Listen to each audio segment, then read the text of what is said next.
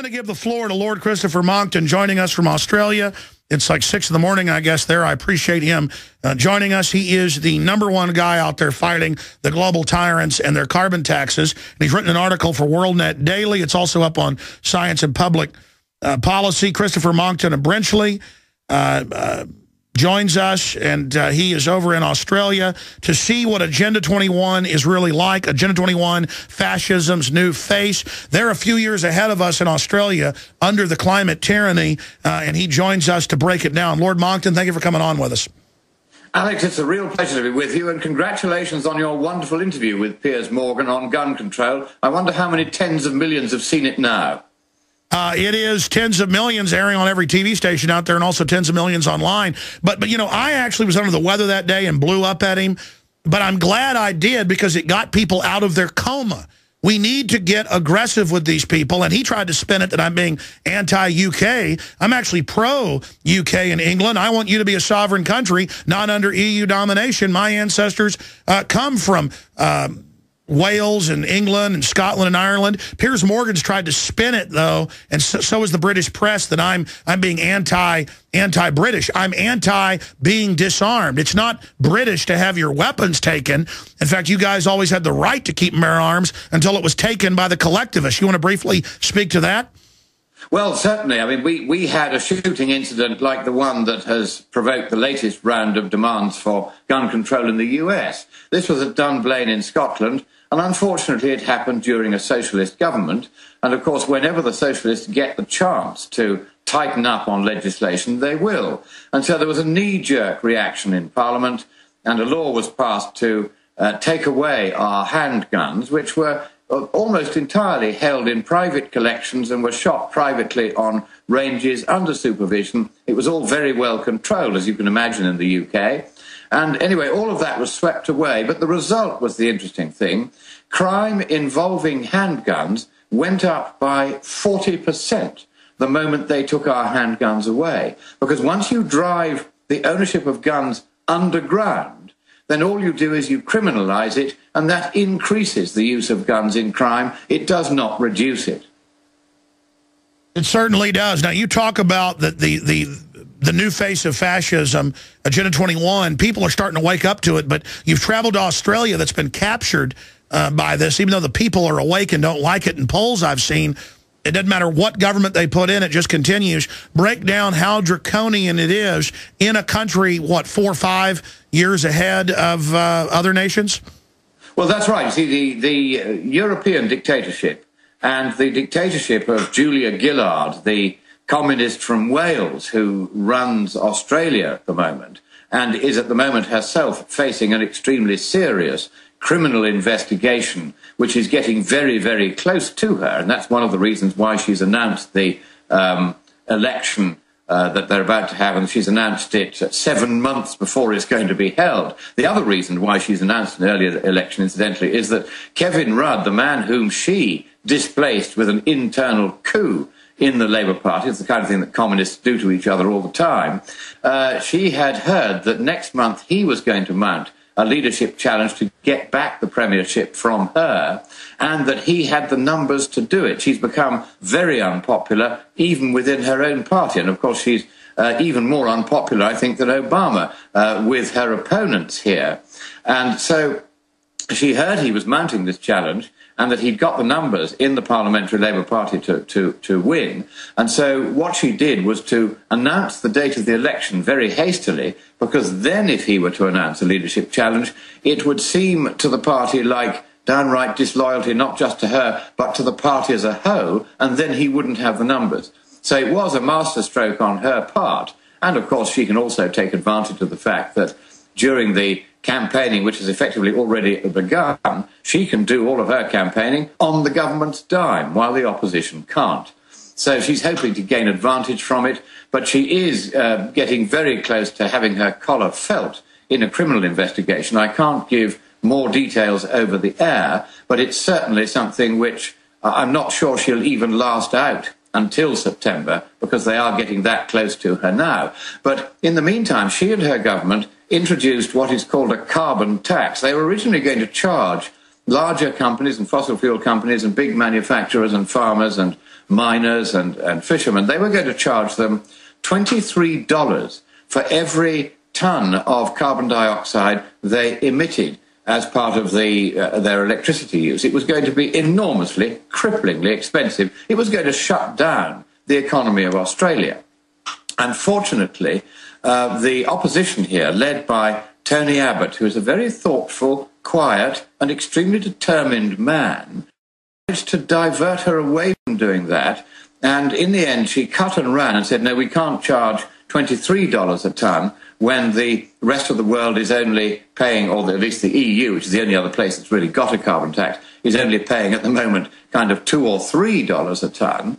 And so she decided to link the carbon tax here with the European trading scheme so that the same price is charged for carbon dioxide here as in Europe. And of course, she will go on the television and say that what she's demonstrating is leadership in doing this, but the rest of the world is conspicuously not following. Even, of course, Obama's United States is not going to have the carbon tax. And of course, if you go further north to Canada, where Stephen Harper now has, as a Conservative, an overall majority as Prime Minister, a rare thing in their electoral system, he is shutting down all this environmental nonsense, all these creepy agencies that are going around trying to close down the economies of the West. While here in Australia, of course, these agencies are rampant. I'm speaking to you at the moment from the summit of Mount Lofty in Australia, just in South Australia, round the back of Adelaide. It's the most beautiful country around here. But, of course, this is the middle of their summer, so it's fairly dry. And they all have, all the farmers up here, I'm staying with one of them, they all keep small dams that they've built to retain a bit of water to make sure that their stock and their crops can be watered when the rains don't come, which they don't come for 6 months of the year and sometimes for 7 years at a time. And what is happening is that in has come the Natural Resources Management Board of South Australia, one of the most hated bureaucracies on earth. And it's going round interfering with people's right to take water from the dams that they and their ancestors have built. As a result, farms are closing at so large a rate that since the 1970s, something like 100,000 farmers in Australia have already gone out of business. Not because they can't make money in farming, because they're pretty good at it out here. It's the biggest industry in Australia. No, it's because they're being pestered by so many bureaucrats. Just down the road from where I'm speaking, a few years ago, there was a guy extracting the water from his dam, or in fact it was from a neighbour's dam, but he had permission to do it, so that he could water his stock.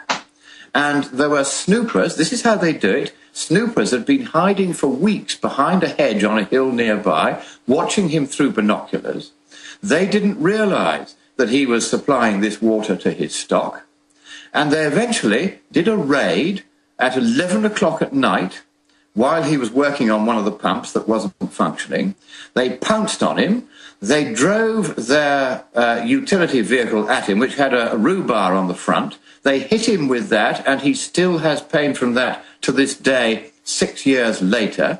And then they left him for dead. And the next thing they did, realizing they'd done wrong, was to go and report that he had done to them what they had done to him. So when he went a week later or 2 weeks later to the police station after he got out of hospital to say that he'd been attacked in this way, he was immediately arrested on the ground, quite specious, that he had attacked them.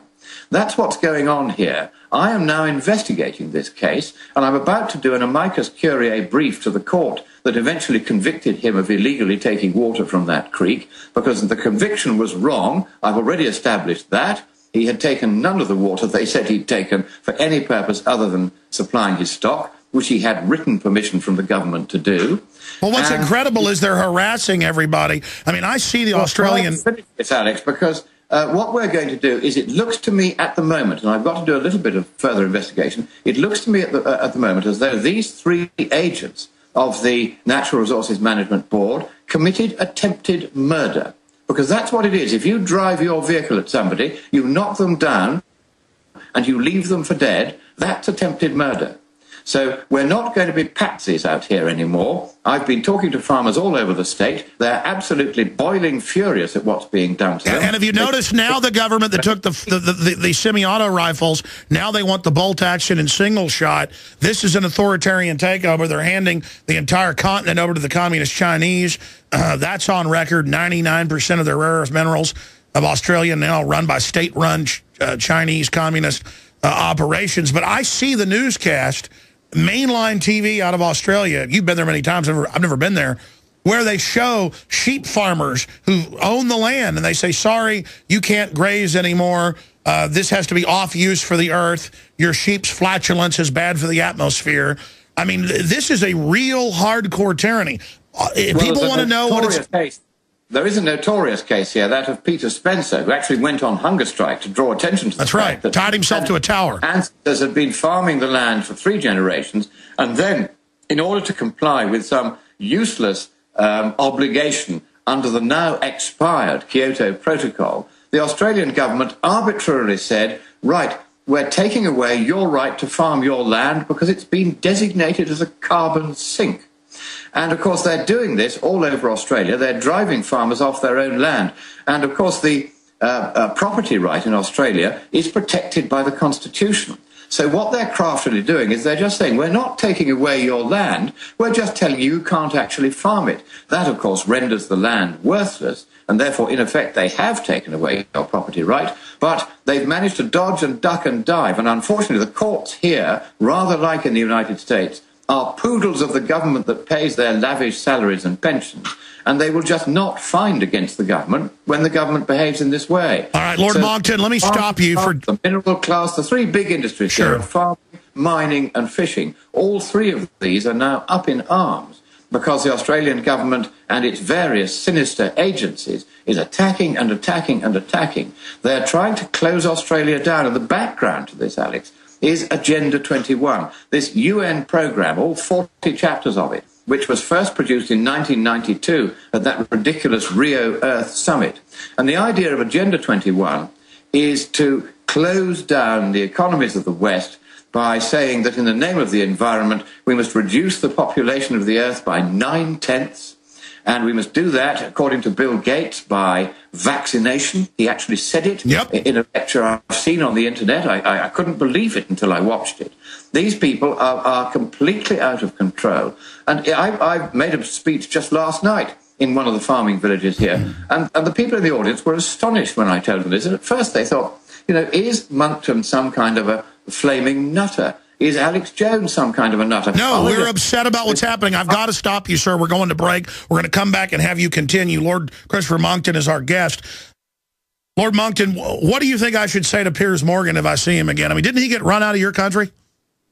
Well, I think what you should say to him is that he should go back where he came from and not try to interfere in the internal affairs of the United States.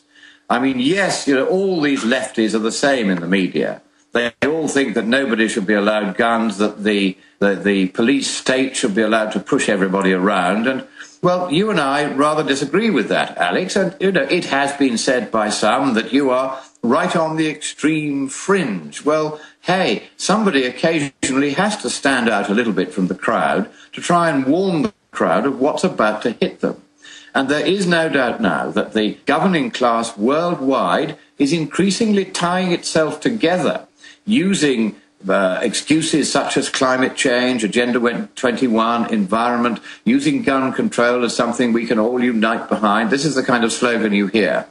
And so Piers Morgan is just part, if you like, of the establishment or the governing class, or what the French call the classe politique, who are increasingly remote and cut off from ordinary people like thee and me, who are simply trying to get on and do a job of work and not be interfered with by our rulers.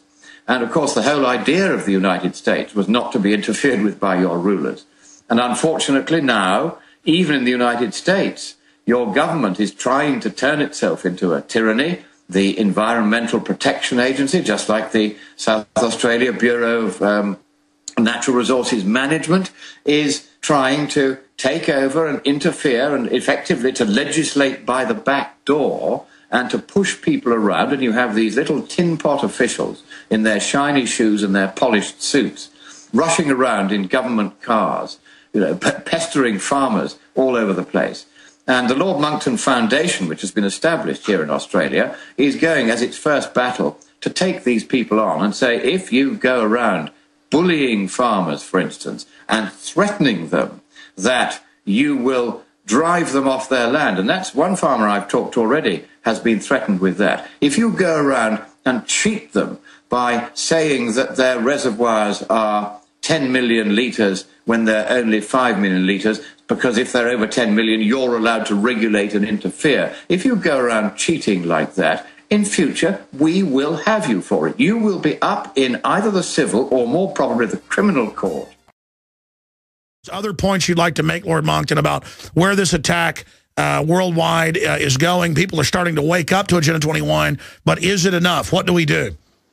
Well, I think the first thing is keep a very close eye on every environmental law that gets passed, because you'll find that what Agenda 21 does is that it works chiefly at local level.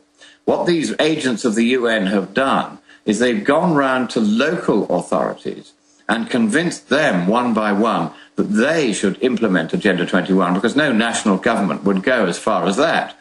And there's an outfit called ICLEI, I-C-L-E-I. And if your local authority belongs to that organization, then boy, are you in trouble. These are the new dictators. They operate by stealth. And their vice chairman recently said that in future, the individual must subject himself to the collective. And so this is straightforward, outright, in-your-face communism, dressed up as though it were to do with the environment. I call them the traffic light tendency, the green's too yellow to admit they're really reds. But they're operating bureaucratically through your local authority. And you need to find out, and you need to get onto your local authority representatives, your local councillors, etc., and you need to say to them that if they belong to ICLEI, you will vote for whichever party says that it will leave that organisation and have nothing to do with Agenda 21. You have to get Agenda 21 onto the agenda of local elections and make it clear that any candidate who supports Agenda 21 will not get elected by you. And once they all begin to realise that Agenda 21 is hated and feared by the people, as it should be, then they will break free. And just to let you know one piece of rather interesting news, a map was produced by ICLEI of the United States, which showed the places where humans could and could not go. More than half the map was covered in red, where humans were allowed to go under no circumstances at all. Nearly all the remainder was coloured in yellow, where you could go with a permit from the socialist state if you were very lucky and if they agreed to give you one. But there were a few tiny areas, most of them military installations to keep the people in line, and only a few, effectively, concentration camps where all the population of America would in future have to reside. And opponents of Agenda 21 took that map. They got hold of it at the last minute. They took that map to the US Senate and they showed it to senators and their staff hours before the Senate was... And it shot it down. We're out of time. Lord Monckton, we're out of time. I don't think you can hear me over Skype when I talk to you at first. God bless you. Thank you so much for the time, sir. Okay, all the best. All right, we'll talk to him again soon. ProPure is introducing Pro One. All of your filtration in one system, portable, on the go. This is the Pro One by ProPure. You wanted it, you got it. No more do you have 2 or 3 filters to just reduce sodium fluoride. You have a system that cuts out the sodium fluoride and up to 95% of hydrofluorosilicic acid. Advanced manufacturing technology combines silver-impregnated white ceramic with new Aquamedics advanced media for removal of fluoride and other heavy metals, all in one filter element. It cuts out the acid derivative of fluoride. It is the only one that does it, and out of the gates, we have it discounted at 10% off with promo code WATER. This is the only system that in one unit helps reduce or remove pesticides, herbicides, chloramines, ammonia, and chlorine, hydrofluorosilicic acid, the most common form of fluoride not covered by other fluoride filter brands, and sodium hexafluorosilicate. This is a revolution against the tyrants. They love putting the toxic acid base of fluoride into your water. They love the fact that it's an adjuvant supercharging the trace Prozac in the water and the hormones and the other chemicals. By cutting out fluoride, you cut out the turbocharger in all the poison being artificially introduced into your body. This is what I use. It's a win-win. You get a high-quality product at the lowest price. You support the InfoWar. Get your Pro Pure with the new Pro 1 filter today at InfoWarsStore.com or by calling 888-253-3139.